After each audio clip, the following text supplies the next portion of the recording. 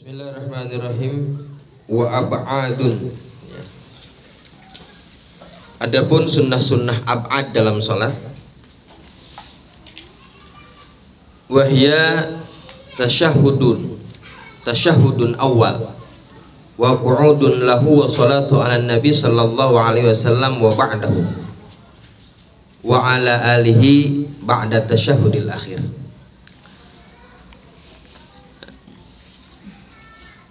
Sunnah ab'ad sebagaimana yang sudah kita bahas di awal adalah sunnah yang apabila tertinggal atau kelupaan maka sunnah diganti dengan sujud sahwi. Itu bedanya antara sunnah hayat dan sunnah ab'ad. Nah, kalau dalam kitab Safinah disebutkan sunnah ab'ad itu ada 7 ya. Yang pertama tasyahudul awal. Tasyahud awal itu hukumnya sunnahnya sunnah ab'ad. Bacaan tasyahud ini sampai lafaz asyhadu alla ilaha illallah wa asyhadu anna muhammadan rasulullah. Sampai situ tuh. Lalu yang kedua adalah membaca salawat kepada kanjeng Nabi dalam tasyahud awal. Wa qu'udun lahu, kemudian yang ketiga duduk dalam tasyahud awal juga itu merupakan sunnah tersendiri. Jadi bacaan tasyahudnya, duduknya, kemudian salawat kepada kanjeng Nabi dalam tasyahud awal ini adalah merupakan sunnah ab'ad. Jadi kalau misalnya dalam tasyahud awal tasyahudnya kita baca tapi salawatnya kelupaan, nanti di akhir sholat sebelum salam kita ganti dengan sujud sahwi. Assalamualaikum teman-teman, berjumpa lagi dengan saya di sini di channel Bang Mo.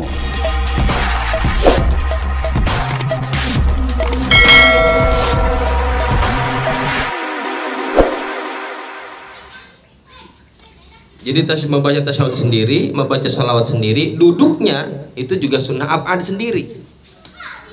Jadi kalau kita baca tasyahud tapi nggak duduk, misalnya habis sujud yang kedua kita bangun tapi sambil bangun kita baca tasyahud misalnya, ya sama sunnah sujud sahwi karena duduknya sendiri merupakan sunnah ab'adus shalah. Kemudian yang keempat adalah membaca salawat kepada keluarga kanjeng Nabi dalam tasyahud akhir, ya, membaca salawat kepada kanjeng Nabi dalam tasyahud akhir. Nah, yang kelima kunut. Kemudian yang keenam berdiri dalam kunut. Kemudian yang ketujuh membaca sholawat kepada kanjeng Nabi dalam kunut. Ini semuanya rangkaian daripada sunnah ab'adus shalah. Dari yang ketujuh sunnah ab'ad ini, apabila dalam sholat kita terlewatkan, tidak kita lakukan, maka sunnah nanti diganti dengan sujud sahwi. Kalau sunnah hayat, walaupun banyak yang kita tinggal, sengaja kita tinggal, itu tidak sunnah diganti dengan sujud sahwi. Tapi kalau sunnah ab'ad ini ditinggal, ini baik ditinggalnya secara sengaja ataupun lupa, ya, atau sama sekali tadi kita sengaja nih nggak mau melaksanakan tasyahud awal misalnya, kita tinggal, tetap diganti. Jadi apabila sunnah ab'ad ini tidak dilakukan, lupa atau tidak lupa atau disengaja, maka sunnahnya diganti dengan sujud sahwi. Ya. Nih di sini dikatakan wahiyat tasyahudun awal. Yang pertama sunnah ab'ad itu adalah tasyahud awal. Kemudian wa qu'udun lahu, kemudian duduk dalam tasyahud awal. Wa salatu ala nabi sallallahu alaihi wasallam, kemudian membaca salawat kepada kanjeng Nabi sallallahu alaihi wasallam ba'dahu, setelah kita membaca tasyahud. Wa ala alihi ba'da tasyahudil akhir. Kemudian yang keempat tuh membaca salawat kepada keluarga kanjeng Nabi dalam tasyahud akhir. Bedakan ya, karena baca salawat kepada kanjeng Nabi dalam tasyahud akhir bukan sunnah tapi wajib. Ya, kalau dalam tasyahud awal, ya dalam tasyahud akhir keluarga kanjeng Nabi sunnah. Ya, salawat kepada kanjeng Nabinya wajib. Gitu ya. Itu dalam tasyahud awal dan tasyahud akhir. Lalu yang berikutnya wa kunutun fi i'tidalin akhir.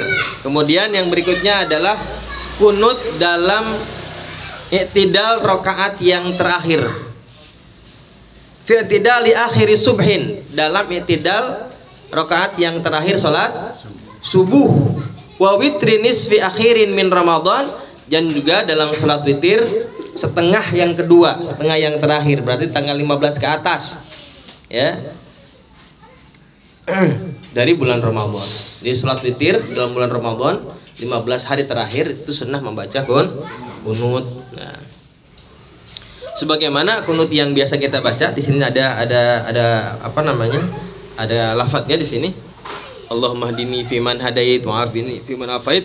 Nah, ini adalah salah satu contoh kunut yang diajarkan oleh baginda Nabi besar Muhammad sallallahu alaihi wasallam dalam riwayat hadis yang diriwayatkan oleh Sayyidina Hasan bin Ali bin Abi Thalib, oleh cucunya Rasulullah sallallahu alaihi wasallam ya.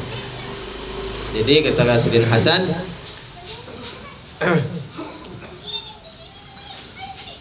gimana alamatnya? Alamani Rasulullah sallallahu alaihi wasallam kalimatin. Ya, Rasulullah SAW katanya mengajarkan kepadaku beberapa kalimat, aku luhunna fi witrin, yang sunnah dibaca dalam salat witir.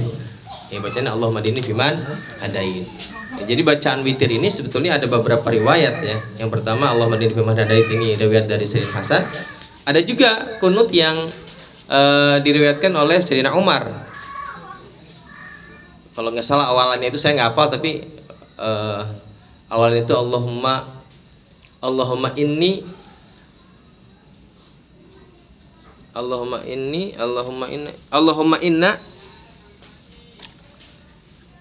nahmaduhu Allahumma inna nahmaduka wa nasta'inuka wa nastaghfiruka wa nastahdika sampai akhir.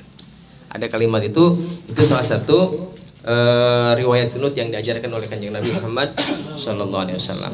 Ya, dalam mazhab kita kunut itu pada ruku, pada i'tidal rakaat yang terakhir salat subuh, kemudian dalam salat witir 15 terakhir dari bulan Ramadan. Karena dalam kunut ini kan ada dua, ada yang namanya kunut rotib ya. Kunut rotib ini yang dalam salat subuh dan witir pada akhir bulan Ramadan. Satu lagi adalah kunut nazilah. Ya, kunut nazilah ini disunnahkan dalam setiap sholat. Jadi kalau kunut nazilah disunnahkan dalam setiap sholat. Kapan disunnahkan kita membaca kunut nazilah? Kunut nazilah adalah apabila ada bencana, ada musibah yang menimpa kaum muslimin wal muslimat. Ya, siapa saja. Ya, misalnya ada bencana ya dimanapun yang menimpa kaum muslimin, kita sunat kunut nazilah. Misalnya di India orang Islam lagi diserang ya, kunut nazilah ya, itu namanya, pokoknya setiap ada musibah ya sunnah kunut nazilah, dan itu dalam waktu sholat apapun sunnah ya, dan tempatnya dalam i'tidal rakaat yang terakhir ya. Wakilah kalau dalam mazhab Malik itu sebelum ruku ya, dalam mazhab Malik sebelum ruku ya. Jadi ada memang dalam 4 mazhab ini ada yang kunut, ada yang tidak kunut. Tapi kalau melihat redaksinya ya, dalam kitab Ushul Karim itu disebutkan bahwasanya Sayyidina Hasan dalam meriwayatkan kunut ini juga beliau mengatakan bahwa menyaksikan bahwa Sayyidina Abu Bakar, Sayyidina Umar, Sayyidina Utsman, bahkan Sayyidina Ali semuanya kunut ya, sebagaimana hadis yang kemarin kita bacakan di sini dari Anas, kata beliau, mazal Rasulullah sallallahu alaihi wasallam yaqnutu, Rasulullah sallallahu alaihi wasallam senantiasa membaca kunut hatta faraqad dunya ya, fil fajri hatta faraqad dunya, dalam salat fajar, dalam salat subuh sampai beliau meninggal itu senantiasa membaca kunut. Berarti ya memang kunut ini diambil dari hadis ini Imam Syafi'i kemudian mensunnahkan kunut ya. Tapi kunut ini walaupun Rasulullah senantiasa membaca kunut ini, hukumnya tetap sunnah. Jadi dibaca, afdolnya dibaca. Menurut mazhab Imam Syafi'i enggak, juga tidak membatalkan sholat ya. Yang penting sholat. Kunut cuman sunnah.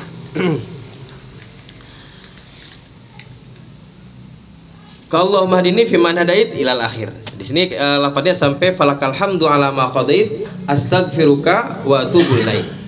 Lalu musannif mengatakan wa yujzi'u ayatun fiha du'a in qasadahu.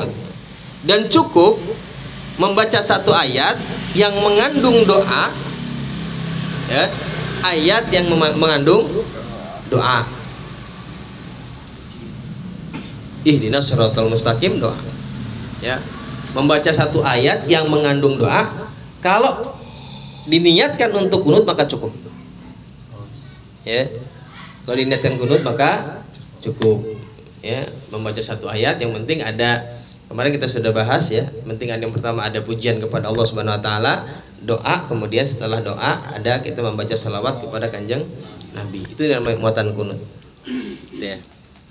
Di sini cukup membaca satu ayat yang di dalamnya terkandung doa, in qasadahu, kalau bermaksud dengan ayat itu untuk membaca kunut maka cukup. Wa kadza yujzi'u du'aun mahdun walau ghairu ma'thurin, katanya. Dan juga cukup menjadi doa kunut satu doa yang murni. Doa yang murni berarti benar-benar permintaan kita nih kepada Allah. Allah marzukni misalnya gitu. Itu doa kan ya. Ya Allah bila minta rizki gitu. Cukup doa yang murni walau ghairu ma'thur, walaupun doa itu tidak ma'sur. Tidak ma'sur itu tidak diajarkan oleh Rasulullah SAW. Itu doa dari lafaz kita nih, permintaan kita. Allah mazawijni misalnya ya. Saibatan, janda misalnya gitu. Hatta duniawi katanya boleh sih soalnya. Ya. Walau ghairu ma'thur. Boleh mah.